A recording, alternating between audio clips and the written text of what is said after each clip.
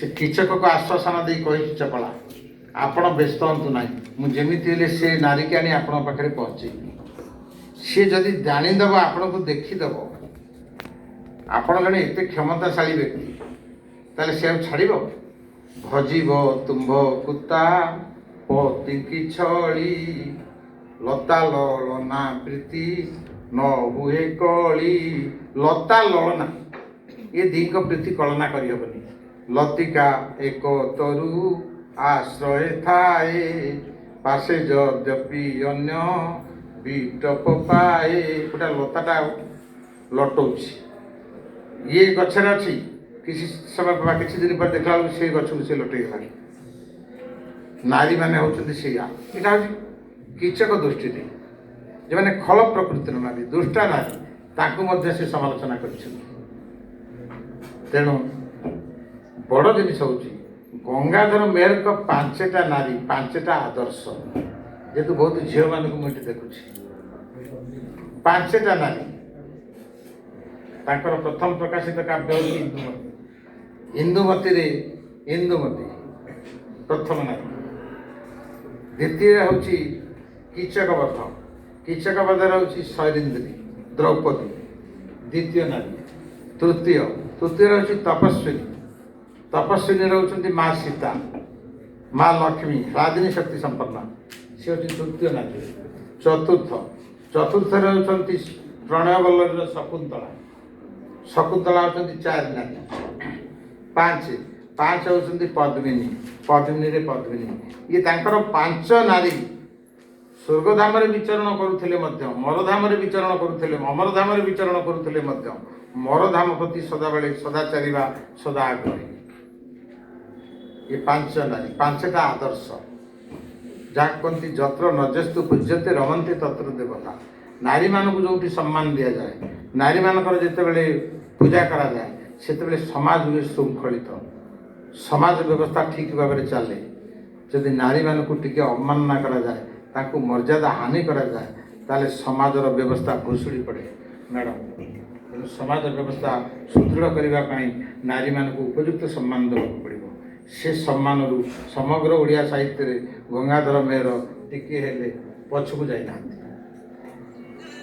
तृतीय गंगाधर मेहर एड़ा बड़ बड़ कौन पाए कहीं आम आज महर्षि कॉलेज विषय आलोचना करुचे से तो पश्चिम ओडिशा रे जन्म होते बरपाली बरपाली तो ये अकिंचन बार बार जाइए संबलपुर यूनिवर्सिटी जीएम कॉलेज सब किंतु ताको कहीं आमर पूर्व ओडिशा रे उपकूल ओडिशा रे आम मन पकाउछु भाइटाल पॉइंटा कौन मुझे मैडम आप कथा आसो भाइटाल पॉइंटा कौन भाइटाल पॉइंटा हूँ प्रकृति nature while nature is subjective and while nature is objective in Radhanasa literature nature has been subjective in Gangadhar's literature प्रकृति की सजीवित कर राधानाथ कोटि कोटि दंडवत राधानाथ चरण जुगल राधानाथ राय ओडिया आधुनिक ओडिया साहित्यर जनक से कहती राधानाथ जुगर विस्मय होती स्वभाव कवि गंगाधर किंतु प्रकृति की जीवन्यास मंत्र दीक्षित करते भंज जुगे प्रकृति सारा निर्जीव जड़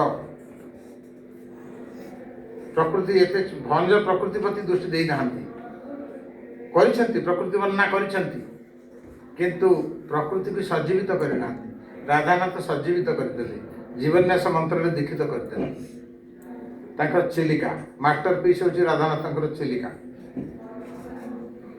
चिलिका लिखिं उत्कल कमला विलास दीर्घिका मराल मालिनी नीलांबु चिलिका उत्कल तुही चारु अलंकार उत्कल भुवनी शोभार भंडार दुष्टपूर्व होई अपूर्व प्रतीति सुंदर पणरे चिरंतन रीति सुंदर तृप्ति अवसाद नाही चिते देखुले नुआ दिशु थाई चित्रा संगे मिले चंद्रमा श्रीपति सहित लोकमाता रमा ये राधानाथ प्रकृति ऑब्जेक्ट किंतु वर्तमान ऑब्जेक्ट बड़ जिनस ना बड़ जिनस हूँ सब्जेक्ट बर्तमान सभा चली कि सब्जेक्ट आसी ना सब्जेक्ट होती आम वैशाली मैडम सी हूँ सब्जेक्ट सब्जेक्ट मैंने कौन कर्ता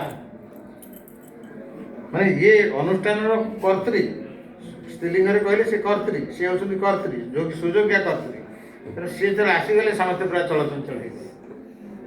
ତେଣୁ ଆପଣମାନେ ଅନୁଭବ କରନ୍ତୁ, ପ୍ରକୃତିରେ ଅବଜେକ୍ଟ ବଡ଼ ଜିନିଷ ନୁହେଁ, ବଡ଼ ଜିନିଷ ହେଉଛି ସବଜେକ୍ଟ।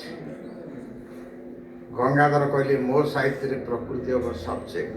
ମୁଁ ଇଂରାଜୀ ବିଭାଗର ଅଧ୍ୟାପକ, ୱାଟ୍ସଆପ୍କୁ ପଢ଼ିଲି, ଟି.ଏସ୍. ଇଲେଟ୍କୁ ପଢ଼ିଲି, ବିଧୁବାବୁଙ୍କୁ ପଚାରିଲି, ମୁଁ ସାର୍ ତ ଗଙ୍ଗାଧର ବହୁ ଜାଗାରେ ବଳି ଯାଇଛନ୍ତି। ମୋ ଗାଇଡ଼ ଥିଲେ ସେ professor Bidhubhushan Das.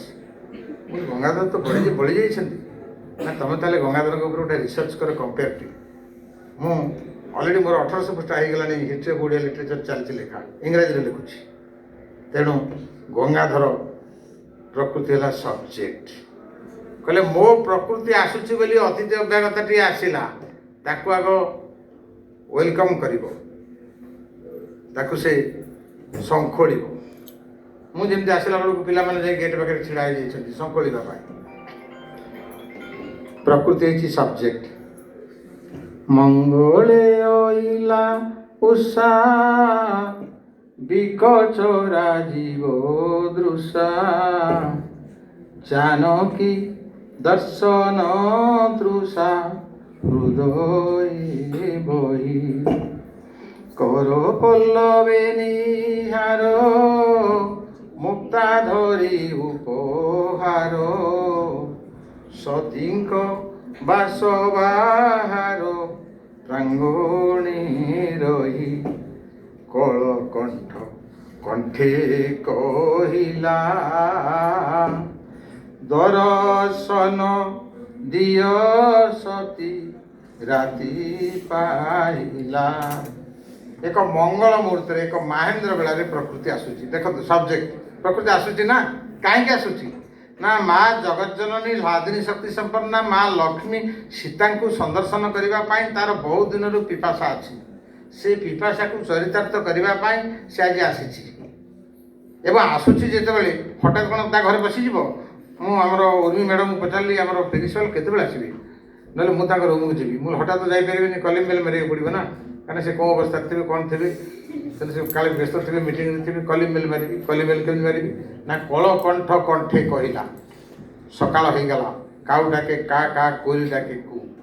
Subject madam, ଆପଣଙ୍କ ସବଜେକ୍ଟ।